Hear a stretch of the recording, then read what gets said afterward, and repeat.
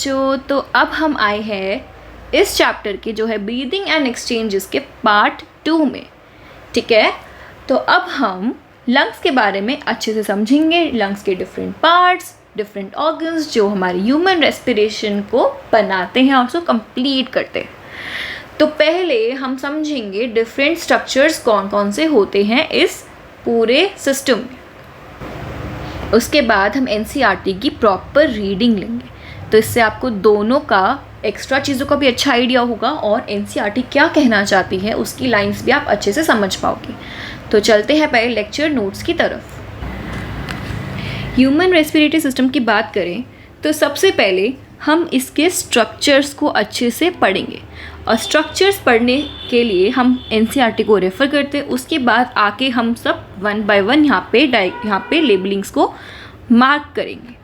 ठीक है, so this is our NCERT diagram. सबसे पहले हम अच्छे से पढ़ते हैं क्या क्या लेबलिंग्स यहाँ पे हैं। This is epiglottis. सबके फंक्शंस हम वन बाय वन बाद में पढ़ेंगे, बस अभी लेबलिंग्स पे ध्यान दो। This upper part is called as epiglottis, जो एक कैप लाइक स्ट्रक्चर है, और ये ओपनिंग जिसके ऊपर एपिग्लॉटिस प्रेजेंट होता है वो होती है glottis. Then we have larynx followed by trachea, then after trachea we have bronchus. This trachea divides into two bronchus. Bronchus एक सिंगुलर टर्म है। प्लूरल टर्म जब मैं दोनों की बात करूँगी एक टाइम पे तब मैं क्या बोलूँगी, ब्रोंकाई। ठीक है, तो मतलब trachea divides into bronchi, bronchi then divides into minor branches. ठीक है, जो ब्रोंकाई है पहले प्राइमरी ब्रोंकाई बनेगा। ब्रोंकाई और प्राइमरी ब्रोंकाई एक ही है, इसको हम प्राइमरी ब्रोंकाई भी कह सकते हैं। ब्रोंकस को प्राइमरी ब्रोंकाई करते हैं। प्राइमरी ब्रोंकाई के बाद सेकेंडरी ब्रोंकाई बनेगा, जो कि ये वाला पार्ट है, दिस पार्ट इस सेकेंडरी ब्रोंकाई। सेकेंडरी ब्रोंकाई के बाद आएगा टर्शरी ब्रोंकाई। ठीक है, जिसमें टर्शरी ब्रोंकाई मान लो नहीं है, देन वो ब्रोंक्यूल बन जाएगा। ठीक है, जैसे यहाँ पे देखो, ये हमारा प्राइमरी ब्रोंकाई हो गया, सेकेंडरी ब्रोंकाई हो गया, देन क्या आएगा, टर्शरी ब्रोंकाई आएगा। टर्शरी, जो टर्शरी आया यहाँ पे दो में डिवाइड हुआ, ये टर्शरी हो गए। टर्शरी के बाद आएगा bronchioles, then we have bronchioles, then bronchioles will finally lead to alveoli. तो इस तरीके से चलता है। अभी मैंने आपको बहुत ज़्यादा ऊपर से बताया है, अभी हम इसको पूरा डिटेल में अच्छे से आगे देखेंगे, पूरी ब्रांचिंग को अच्छे से पढ़ेंगे।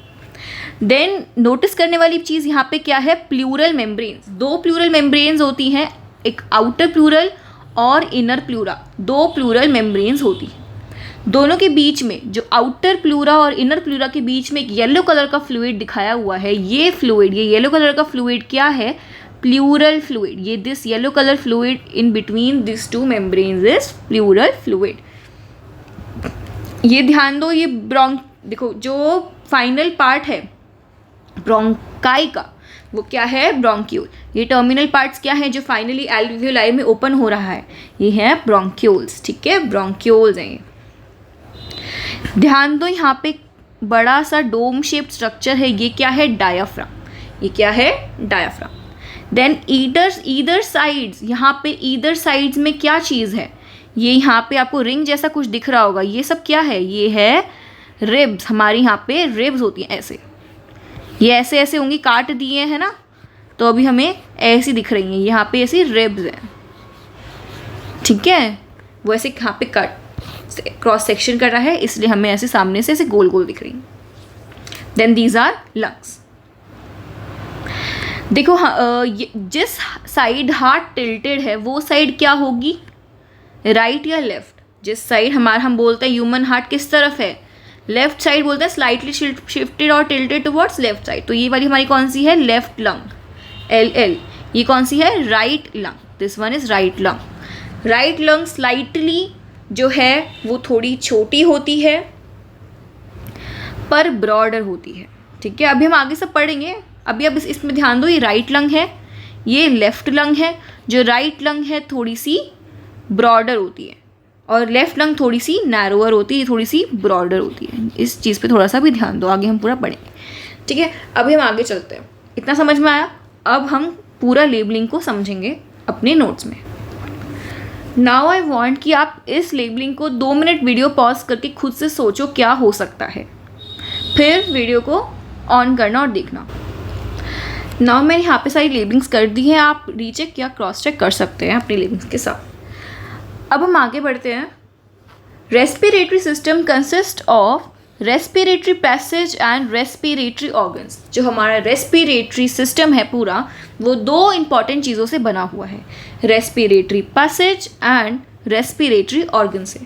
जो रेस्पिरेटरी ऑर्गन्स है उसके अंदर आता है pair of lungs and respiratory passage के अंदर आता है जो भी चीज़ें, जो भी स्ट्रक्चर्स जो एयर को बाहर से लंग्स के ब्रोंक्यूल्स या एल्वियोलाई तक ले जाती हैं, वो सब किस में आता है? रेस्पिरेटरी पैसेज में।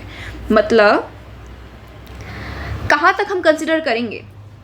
ब्रोंकाई और उसकी ब्रांचेस तक पढ़ते हैं पूरा। It is a passage that takes air from outside, जैसे कि मैंने बताया, बाहर से to the respiratory surface of lungs. और रेस्पिरेटरी सरफेस ऑफ लंग्स कौन बनाता है? एल्वियोलाई। ठीक है, it consist of pair of nostrils. ये ध्यान देने वाली चीज़ें हैं क्या क्या इस पैसेज के अंदर आता है। पेयर ऑफ नॉस्ट्रिल्स, जो हमारी नोज़ होती है, अगर इसको ओके सब जानते हैं हमारी नोज़ के अंदर आगे नॉस्ट्रिल्स होती हैं, राइट? यहाँ से एयर अंदर जाएगी। ठीक है, pair of nostrils. Nasal cavity, अंदर जाने के बाद एक ऐसी चेम्बर आएगा जहाँ पे क्या है? एक कैविटी है। ठीक है, और वहाँ से अंदर हमारी बॉडी के अंदर वो हवा जाएगी फैरिंक्स को जॉइन करते हुए। तो ये क्या है? नॉस्ट्रिल्स के बाद क्या आता है? नेज़ल चैम्बर आता है, नेज़ल चैम्बर या फिर नेज़ल कैविटी। उसके बाद पेयर ऑफ इंटरनल नेयर्स, जो हमारी, अगर हम, आप इमेजिन करो ये नोज़ है, यहाँ से हम हवा ले रहे हैं, सांस को अंदर ले रहे हैं। ठीक है, इसके बाद एक नेज़ल कैविटी आएगी। नेज़ल कैविटी के बाद यहाँ पे ये जो ओपनिंग है नॉस्ट्रिल के बाद एक और ओपनिंग आएगी बाद में, इसको हम क्या बोल रहे हैं? नेज़ल, इसको हम बोल रहे हैं internal nares. Internal nares. Internal nares के बाद क्या ओपन होगा हमारा? Pharynx region, nasopharynx region, nasopharynx region. ठीक है, उसके बाद हमारा फूड वाला भी ज्वाइन कर लेता है यहाँ पे। तो ये वाला रीजन कौन सा है? नेसोफैरिंक्स रीजन। नेसोफैरिंक्स के बाद कौन सा रीजन आएगा? फैरिंक्स रीजन आएगा। फैरिंक्स के बाद क्या आएगा? ट्रैकिया रीजन आएगा। तो यहाँ पे क्या शुरू हो जाएगा? ट्रेकियल रीजन, रिंग्स आ जाएंगी, ट्रेकिया रीजन होगा, फिर डिवीजन हो जाएगा। तो ये हमारा नॉर्मल स्ट्रक्चर रहता है। ठीक है, इसको ध्यान रखना है। तो अभी हम पढ़ते हैं आगे।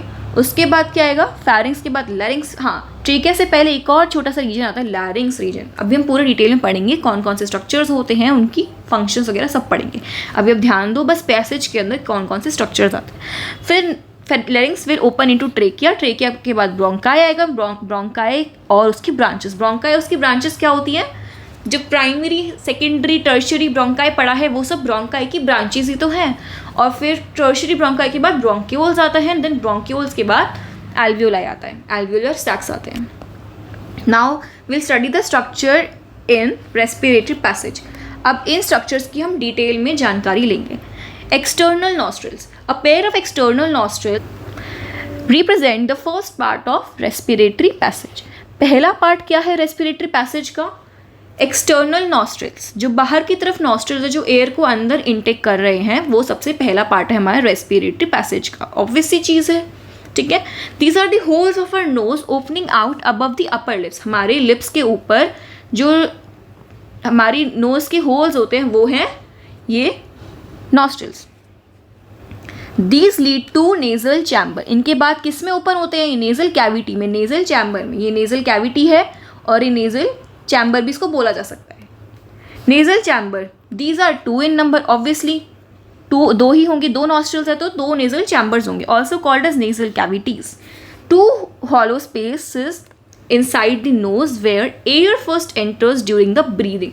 जैसे ही हमने एयर को इनटेक किया, सबसे पहले हमारी जो एयर हमने इनटेक की है वो कहाँ जाएगी? नेजल कैविटी में जाएगी, नेजल चैम्बर में जाएगी. They are first part of respiratory system and are separated by a wall called as septum. जो हमारी नोज है, दो नॉस्ट्रिल्स है, वो कैसे सेपरेट होते हैं बीच में? सेप्टम के थ्रू. ठीक है, नेजल जो अंदर नेजल कैविटी है, नेजल चैम्बर है, वो बीच में से कैसे सेपरेट होगा? By the help of a septum, by the help of a nasal septum. अब फंक्शंस क्या है इसके? Mucus from goblet cells and glands make the surface sticky for trapping dust particles present in the inspired air. Nasal cavity, nasal chamber में क्या होता है? Goblet cells होते हैं, उनसे म्यूकस आई जा रही है, जो हमारी हम बोलते हैं जो नोजी आती है, बेसिकली म्यूकस ही तो है वो. तो वो म्यूकस क्या करती है? क्या काम है म्यूकस का? म्यूकस का काम है जितनी भी डस्ट आ रही है, गंदी गंदी डस्ट पार्टिकल्स आए हमारी को अनवांटेड है, नहीं चाहते हम बॉडी के अंदर इनटेक करना, उनको म्यूकस ट्रैप कर लेती है. ओनली एयर को ही अलाउ करती है हमारी बॉडी के अंदर जाने के. ठीक है, तो जितने भी डस्ट पार्टिकल्स होगा उनको ट्रैप कर लेगी. पहला काम हो गया फिल्ट्रेशन का काम हो गया. सेकेंड काम क्या है? Moisture from the epithelium also makes air humid. जो मॉइस्चर होता है एपिथेलियम, म्यूकस एपिथेलियम, जो भी एपिथेलियम का मॉइस्चर होता है वो एयर को क्या बनाता है? ह्यूमिड बनाता है. ड्राई एयर नहीं बनाता, ह्यूमिड एयर बनाता है, सो दैट बॉडी के अंदर ईजिली वो फ्लो हो जाए इनसाइड. तो एयर को क्या करेगा? मॉइस्चर करेगा. मॉइस्चर वाला फंक्शन हो गया. Then third is bring the temperature of incoming air up to the body temperature. अगर बाहर से कोई हवा आ रही है उसको अपनी बॉडी के टेम्परेचर के हिसाब से एडजस्ट कर लेता है. ठीक है, तो इसका क्या है? टेम्परेचर रेगुलेशन में भी, टेम्परेचर रेगुलेशन. तो ये तीन काम ध्यान रखेंगे, फिल्ट्रेशन, मॉइस्चर और टेम्परेचर रेगुलेशन में हमारे नेजल कैविटी, नेजल चैम्बर का बहुत बहुत इंपॉर्टेंट रोल होता है.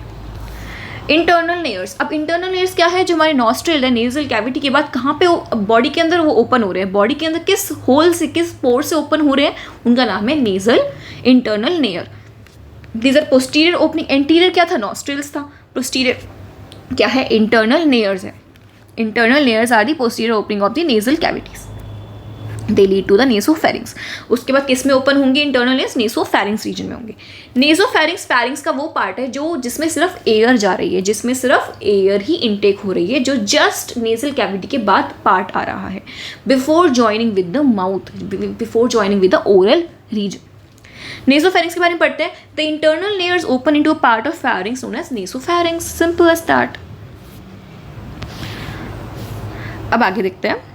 Only air passes through the nasopharynx. Nasopharynx में कोई फूड नहीं आ रहा है, वो सिर्फ और सिर्फ क्या है? एयर है. Only air passes through the nasopharynx. It opens in the trachea through the glottis of the larynx reason.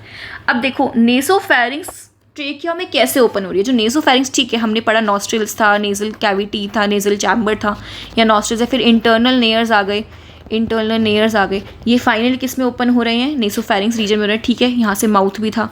ठीक है, यहाँ से माउथ आ रहा होगा कहीं ना कहीं से, वो भी ज्वाइन हो रहा होगा. फिर एक फेरिंग्स रीजन बना. ठीक है, इतना तो सब ठीक है, क्लियर है, समझ आ रहा है. ये नेसोफेरिंग्स हो गया, राइट. ये this was nasopharynx region, this was pharynx reason.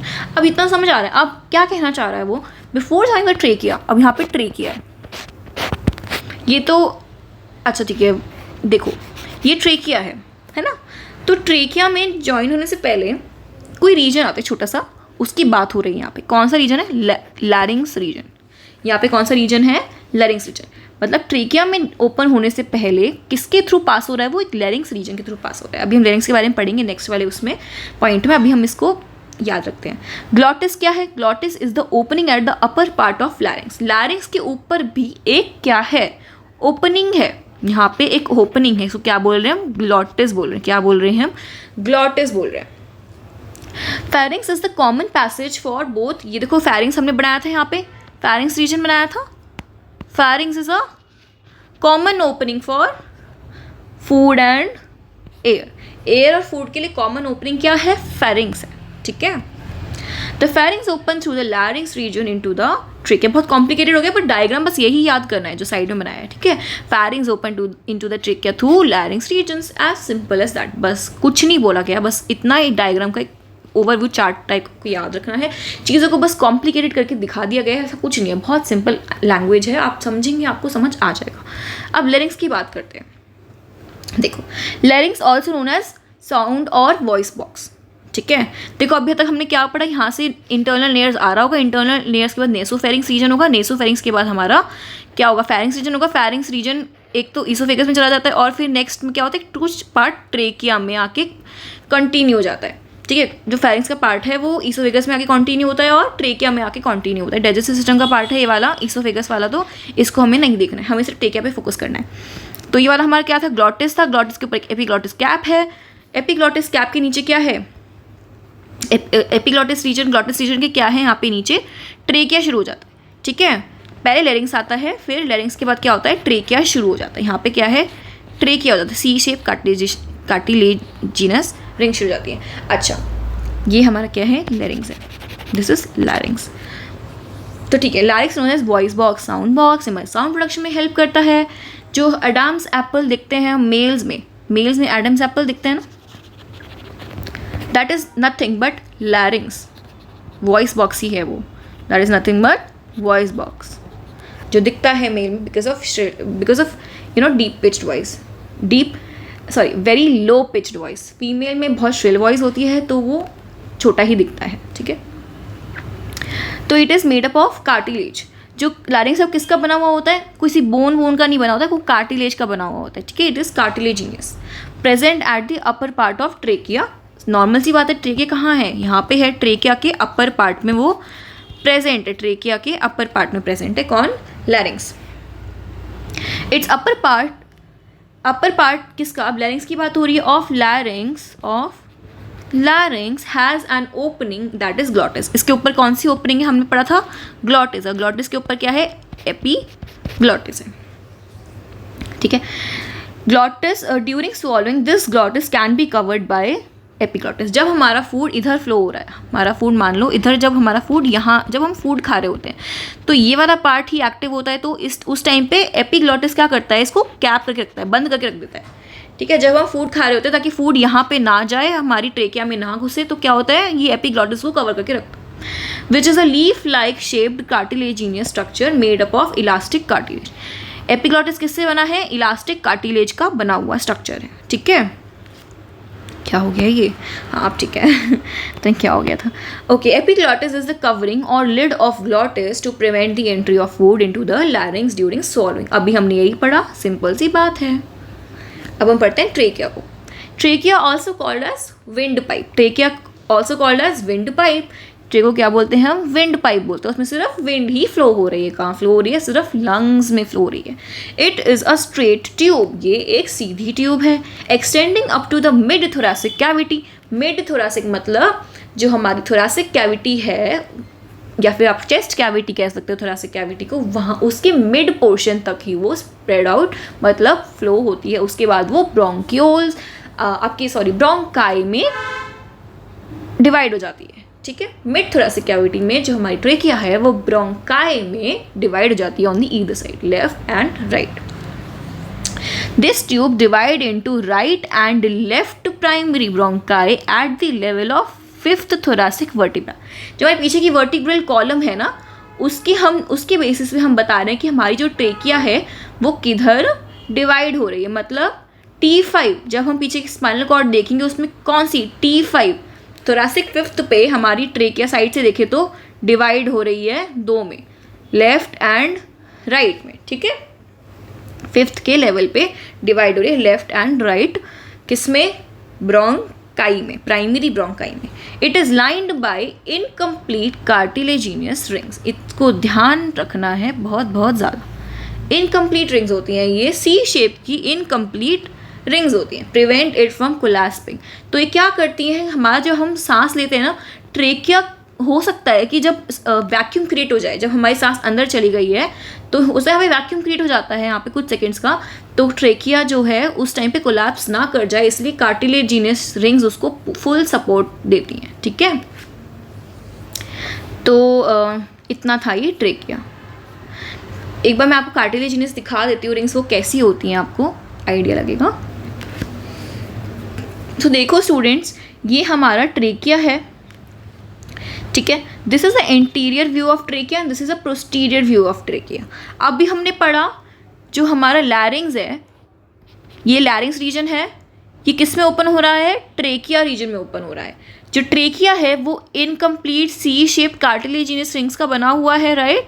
तो देखो इसका आगे का व्यू ऐसा दिख रहा है और पीछे का व्यू देखो कैसा दिख रहा है, इतना ही है बस, ये मतलब रिंग बस यहाँ से लेकर यहाँ पे ऐसे ख़त्म हो रही है, this is not completed here. तो ये इनकम्प्लीट रिंग्स हैं, ध्यान में रखेंगे। और फिर ट्रेकिया किस में डिवाइड होता है, लेफ्ट और राइट। अब यहाँ पे देखेंगे हम left and right primary bronchi में, ये है लेफ्ट प्राइमरी ब्रोंकाई, ठीक है। अब बारी आती है ब्रोंकाई की। जो ट्रेकिया है वो ब्रोंकाई में डिवाइड होता है, ठीक है। तो each bronchus undergo repeated divisions to form its branches. हर एक ब्रोंकस, दो ब्रोंकस होते हैं, दो ब्रोंकाई होते हैं, वो हर एक दोनों ही क्या करते हैं, रेपिटेड डिविजन्स में डिवाइड करते हैं और क्या बनाते हैं, अपनी ब्रांचेस को बनाते हैं। दे आर ब्रांचेस क्या क्या होते हैं, सेकेंडरी प्राइमरी तो ये खुद है, तो ब्रांचेस कौन सी, secondary, tertiary, bronchi and bronchioles, ये सब क्या है, इसकी ब्रांचेस है। Bronchioles are terminal branching of bronchi, ये ध्यान में रखेंगे, ये वाला पॉइंट ध्यान में रखेंगे, एमसीक्यूज के लिए इंपॉर्टेंट है। Bronchioles are terminal branching of bronchi. Bronchioles finally give rise to a number of very thin, well supplied with blood vessels, irregular walled balloon shaped structure called as alveoli. Main कहानी क्या ही है respiration में, alveoli। अभी तक तो सब passage ही चल रहा है, ठीक है। alveoli ही हमारा मेन गेम होगा। हमें एंड में क्या मिल रहा है, ब्रोंक्यूल्स के बाद ब्रोंकाई ब्रोंक्यूल में डिवाइड हो रहा है, ब्रोंक्यूल्स फिर फाइनली alveoli में खत्म हो रहा है। The walls of primary, secondary and tertiary bronchi and initial bronchioles are supported by incomplete cartilaginous rings। ये बहुत इंपॉर्टेंट पॉइंट है, कहाँ से कहाँ तक हमारे को देखने को मिलता है incomplete cartilaginous rings, primary, secondary, tertiary bronchi से लेकर कहाँ तक, इन ब्रोंक्यूल्स तक हमको क्या मिलता है, इनकम्प्लीट कार्टिलेजिनस रिंग्स मिलता है। मतलब ट्रेकिया में भी है, प्राइमरी, सेकेंडरी, टर्शियरी ब्रोंकाई में भी है, और इनिशियल ब्रोंक्यूल्स में हमें क्या मिल रहा है, incomplete cartilaginous rings. Alveoli, alveolar ducts में हमारे को इनकम्प्लीट कार्टिलेजिनस रिंग्स हमें नहीं दिख रहा है। प्लस लेटर ब्रोंक्यूल्स, जो बाद वाले ब्रोंक्यूल्स हैं, उनमें भी हमें कार्टिलेजिनस रिंग्स देखने को नहीं मिल रही हैं, ध्यान में रखेंगे। इस ब्रांचिंग को भी आपको एक बार दिखा देती हूँ मैं डायग्राम के थ्रू, समझ आएगा अच्छे से। Network of bronchi. तो ब्रोंकाई सबसे पहले लैरिंग्स के बाद कहाँ पे खुलता है, पहले तो ये ध्यान में रखेंगे। अभी तक जो भी हमने पढ़ा, लैरिंग्स के बाद ट्रेकिया, ट्रेकिया के बाद प्राइमरी देखो कहाँ पे लिखा हुआ है, ये देखो राइट मेन ब्रोंकस, मतलब प्राइमरी राइट ब्रोंकस है, ठीक है। ये है सेकेंडरी लेफ्ट ब्रोंकाई, सॉरी ये तो सेकेंडरी लेफ्ट है, ये है देखो, ये रहा प्राइमरी लेफ्ट, मतलब मेन, लेफ्ट का मेन ब्रोंकाई, ठीक है। उसके बाद ये सेकेंडरी में खुलेगा, सेकेंडरी लेफ्ट ब्रोंकाई में आ गया। देखो ये वाला पार्ट देखो, दिखाती हूँ मैं आपको, let me change the colour. हाँ देखो, ये तो हमारा प्राइमरी हो गया, राइट। इस कलर से मैं दिखा रही हूँ, ये क्या हो गया, हमारा प्राइमरी हो गया, है ना। अब मैं दिखाती हूँ आपको सेकेंडरी। ये देखो, ये जो दिख रहा है यहाँ पे, ये सब क्या है, secondary. This all are secondary structures, secondary left bronchus, ठीक है। अब मैं दिखाती हूँ आपको टर्शरी। देखो टर्शरी वाले ये आ गए यहाँ पे, सिंपल से बात है ना, दिख रहे हैं ना, आई होप क्लियर हो, ठीक है। ये सब क्या है, टर्शरी हो। अब बारी किसकी आई, ब्रोंक्यूल्स की। तो ये जितना भी बचा है, ये these are what, bronchioles, this are bronchioles. अब ये किस में ओपन हो रहे हैं ब्रोंक्यूल्स, एल्वियोलाई में। ये एंड में जो भी छोटे छोटे बहुत छोटे डॉट्स दिखाए हुए हैं, दिख नहीं रहे हैं, तो ये सब क्या हैं, एल्वियोलाई है। ये सब क्या है, ब्रांचिंग है, ठीक है, समझ आया। Now will talk about alveoli. जो ब्रोंक्यूल्स होते हैं, हम तब से एक ही चीज़ पढ़ते आ रहे हैं जो कि बहुत इंपॉर्टेंट है, क्या कि bronchioles open into alveolar ducts, that is a tube like structure which leads into expanded passages, the atria which opens into alveolar sacs. हमें पहुंचना कहाँ है, एल्वियोलर सैक्स पे। ब्रोंक्यूल्स के बाद भी कुछ स्ट्रक्चर्स आते हैं, जैसे ब्रोंक्यूल खुद, पहले तो ब्रोंक्यूल आया, उसके बाद ब्रोंक्यूल किस में खुल रहा है, this is not working I guess, छोड़ो। ब्रोंक्यूल्स खुल रहा है into alveolar ducts like into alveolar ducts. That is a tube-like structure which leads to expanded passages. पहले alveolar duct में खुल रहा है, alveolar duct. उसके बाद atria आ रहा है, atria खुल रहा है, और finally atria opens into alveoli. ठीक है, यही हमारी मोटी मोटी चीज़ें हैं जो इस वाली इतनी बड़ी लाइन से बता रखी है. There are कितने हैं 300 million of alveoli in 2 lungs. 2 lungs में मिला के कितने alveoli हैं 300 million alveoli. The membrane of alveoli is very thin. alveoli की membrane बहुत thin है, तभी तो diffusion possible है. diffusion is, आपको ये बात पता है ना कि diffusion is inversely proportional to the thickness of membrane. अगर membrane बहुत thick है तो diffusion slow होगा. अगर membrane बहुत कम thick है मतलब बहुत thin है तो डिफ्यूजन फास्ट होगा. तो diffusion is inversely proportional to the thickness of membrane. बहुत अच्छे से ध्यान रखेंगे.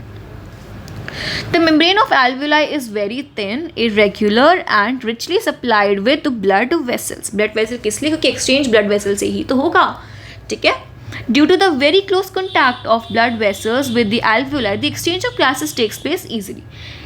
कि उनका जो स्पेस है बहुत ज़्यादा पास हैं, जो हमारी ब्लड वेसल्स हैं alveoli के पास वाली, और खुद alveoli की जो मेम्ब्रेन है वो बहुत ज़्यादा पास हैं, तो इससे डिफ्यूजन दोबारा से और भी ज़्यादा फेवर हो जाती है, ताकि मैक्सिमम अमाउंट में डिफ्यूजन बहुत ईजिली हो सके. हमें किसी तरीके की रुकावट नहीं चाहिए एक्सचेंज में. ठीक है, तो बॉडी ने इस तरीके से अपने आप को बनाया है कि डिफ्यूजन मैक्सिमम हो पाए, गैसेस एक्सचेंज ऑफ गैसेस भी अच्छे से हो पाए. ये एक इंपॉर्टेंट पॉइंट है सर्फेक्टेंट. पहले मैं आपको एक बार स्ट्रक्चर दिखा देती हूँ alveoli का. हालांकि हम alveoli आगे जब हम रेस्पिरेशन के मैकेनिज्म समझेंगे ना तो अच्छे से पढ़ेंगे, लेकिन स्टिल आप एक बार क्लियर पिक्चर के लिए अपने पास alveoli की इमेज अपने दिमाग में रखो. मैं दिखा देती हूँ एक बार. देखो ये alveoli की स्ट्रक्चर है, बहुत सिंपल स्ट्रक्चर है alveoli की. कुछ नहीं है. देखो पल्मोनरी आर्टरी कौन सा ब्लड लाएगी? गंदा ब्लड लाएगी पल्मोनरी आर्टरी, जिसको प्योरीफाई करना है बेसिकली, जिसमें बहुत ज़्यादा कार्बन डाइऑक्साइड है, उसमें से कार्बन डाइऑक्साइड निकालनी है. तो पल्मोनरी आर्टरी वो काम करती है हार्ट में, है ना.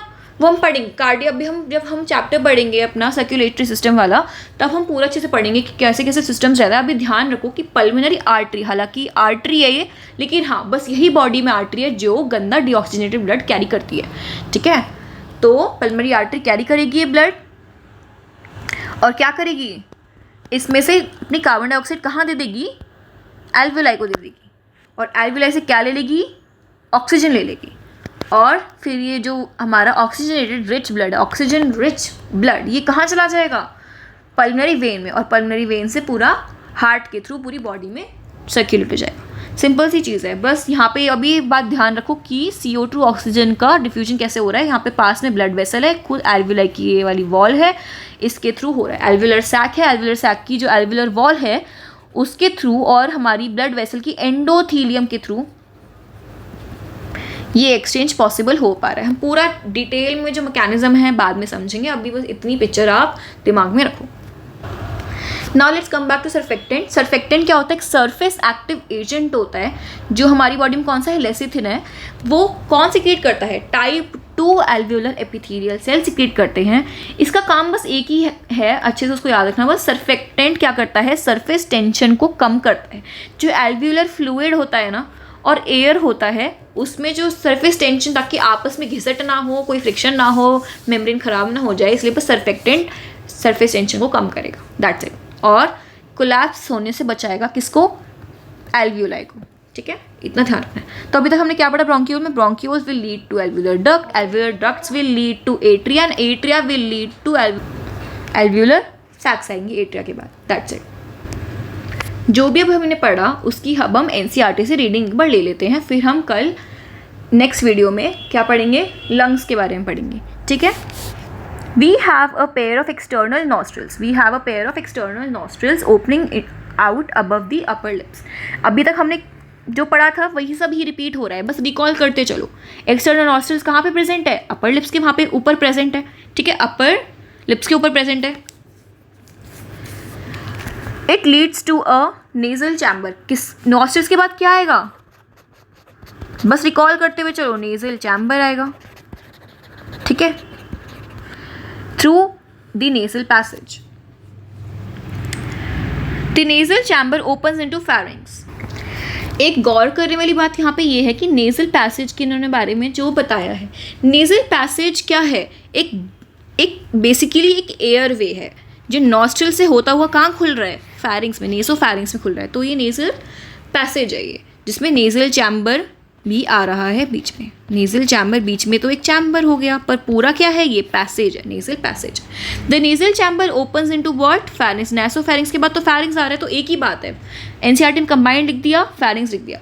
अ portion of which is common with the passage of food and air. फैरिंग्स का कुछ पार्ट जो फूड और एयर के साथ कॉमन भी होता है और कुछ पार्ट सिर्फ एयर का होता है। तो वो जो एयर वाला पार्ट है सिर्फ वो नेसोफैरिंग्स हो गया, बाकी वाला पार्ट फेरिंग्स रीजन हो गया जो फूड के साथ कॉमन है। The pharynx open into larynx region into the trachea, वही रिपीटेड बात। Larynx is a cartilaginous box. Again larynx किसका बना हुआ है, कार्टिलेज का बना हुआ है, which helps in the sound production and hence called as sound box. During swallowing, glottis can be covered by a thin elastic cartilaginous flap-like structure called as epiglottis to prevent the entry of food into the larynx.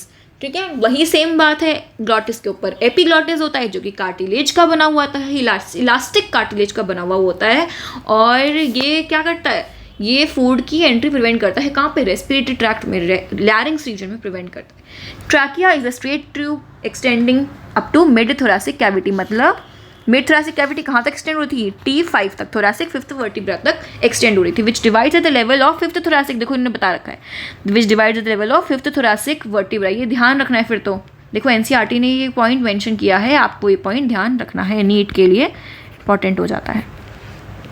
Into left and right and left primary bronchi में ये divide हो रहा है कहाँ पे, fifth thoracic vertebra पे। Each bronchi undergoes repeated division to form secondary and tertiary bronchi and bronchioles extending up in very thin terminal bronchioles. Bronchi कहाँ खत्म हो रहे हैं, टर्शियरी ब्रोंकाई कहाँ खत्म हो रहा है, टर्मिनल ब्रोंक्यूल्स में, very thin terminal bronchioles. Okay, the trachea दो की बात हो रही है। Primary and secondary bronchi and initial bronchioles are supported by what, incomplete cartilaginous rings. बहुत ध्यान में रखना है, ये भी नीट के लिए इंपॉर्टेंट हो जाता है। ठीक है, कौन कौन सा पार्ट, अगर यहाँ पे बाई चांस उन्होंने टर्मिनल ब्रोंकाई दे दिया, ठीक है, इनिशियल की जगह इन्होंने खेल दिया हमारे संग, आपने क्वेश्चन ध्यान से नहीं पढ़ा, इन्होंने नीट में एग्जाम में क्या दे दिया, टर्मिनल लिख दिया यहाँ पर, आपने क्वेश्चन ध्यान से नहीं पढ़ा तो आपका ही गलत हो जाएगा। तो ध्यान देना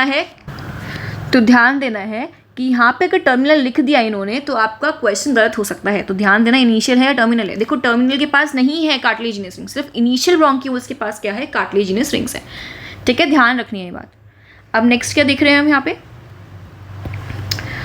Each terminal bronchiole gives rise to a number of very thin, irregular walled and vascularized bags like structure called as alveoli. Alveoli की definition अच्छे से याद रखनी है।